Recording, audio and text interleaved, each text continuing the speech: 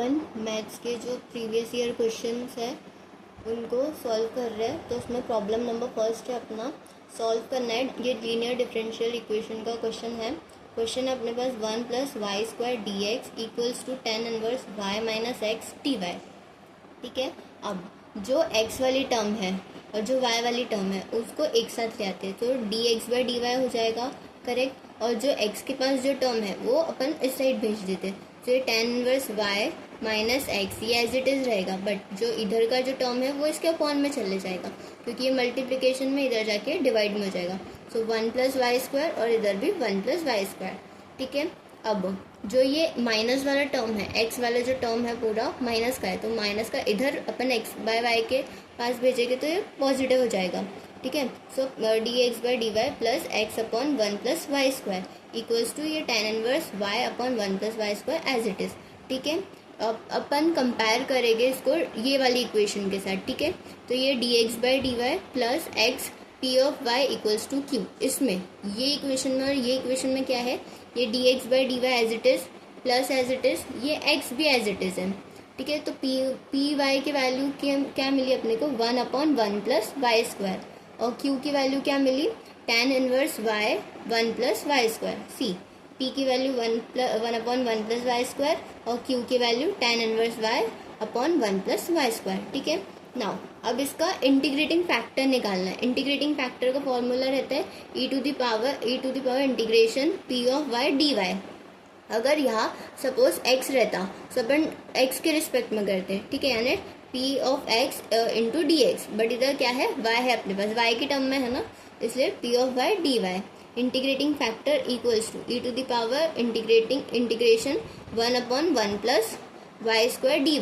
ठीक है, अब अपने को पता है इसका इंटीग्रेशन क्या होता है tan इनवर्स y, सो tan इनवर्स y, यानी ये e तो एज इट इज रहा, इंटीग्रेशन सिर्फ इतने में था। ठीक है, तो ये tan इनवर्स y।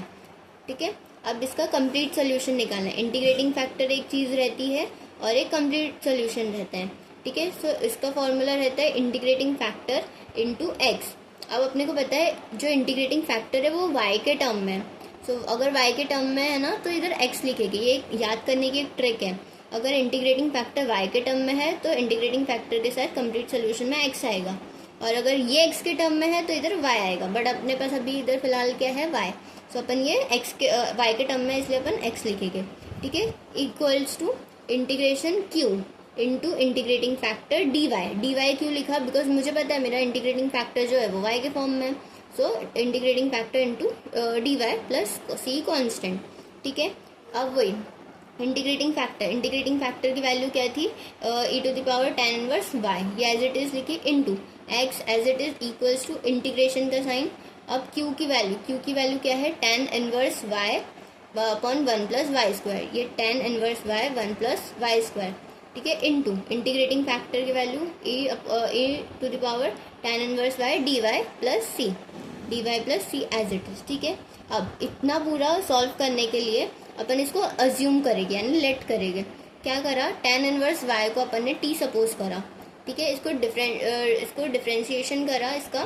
ठीक है, सो tan इनवर्स y का डिफ्रेंशिएशन होता है 1 अपॉन 1 + y², यहाँ पे ब्रैकेट 1 + y² dy, और ये t का dt। ठीक है, अब वापस ये इक्वेशन पे आते हैं। सी यहाँ tan इनवर्स y था, tan इनवर्स y अपन ने यहाँ सपोज करा, tan इनवर्स y की जगह अपन क्या लिख सकते हैं t, तो मैंने यहाँ इसकी जगह यहाँ t लिखा।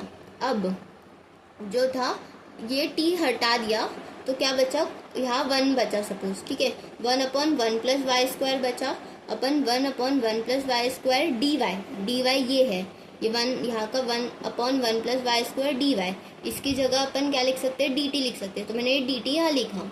ठीक है, और tan इनवर्स y की जगह अपन t लिख सकते हैं, सो e⁻t और ये प्लस का c कांस्टेंट। ठीक है, वैसे ही ये तो एज इट इज चलते रहेगा, ये इतने पार्ट का कोई ज़रूरत नहीं है। अभी इसको सॉल्व करते, आइलेट रूल के अकॉर्डिंग इसको फर्स्ट मानेंगे और इसको, ये एक्सपोनेंशियल है इसलिए इसको सेकंड टर्म मानेंगे।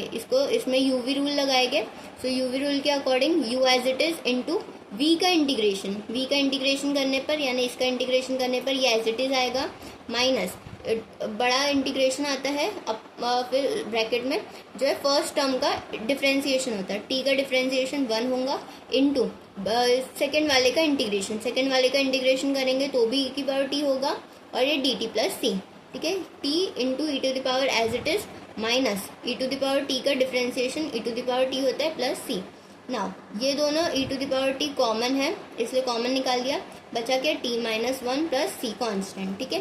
अब वैल्यू पुट करते हैं, t की वैल्यू थी क्या थी tan इनवर्स y, तो ये tan inverse y e⁻tan inverse y, यहाँ t के वैल्यू रखी tan इनवर्स y -1 प्लस सी कॉन्स्टेंट, ठीक है।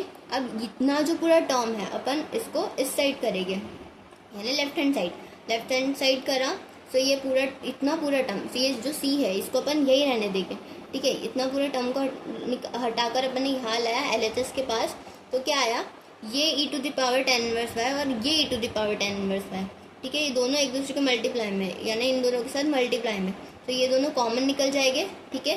ये कॉमन निकाल दिया, इसमें ये बचा x, ये यहाँ पूरा टर्म प्लस में था, यहाँ के माइनस में हो जाएगा, तो ये तो एज इट इज़ निकला, बट जो इसके साथ जो माइनस आया वो माइनस, और ये टर्म पूरी tan inverse y -1 as it is, और ये सी तो था यही पॉजिटिव में, इतना ही आंसर है।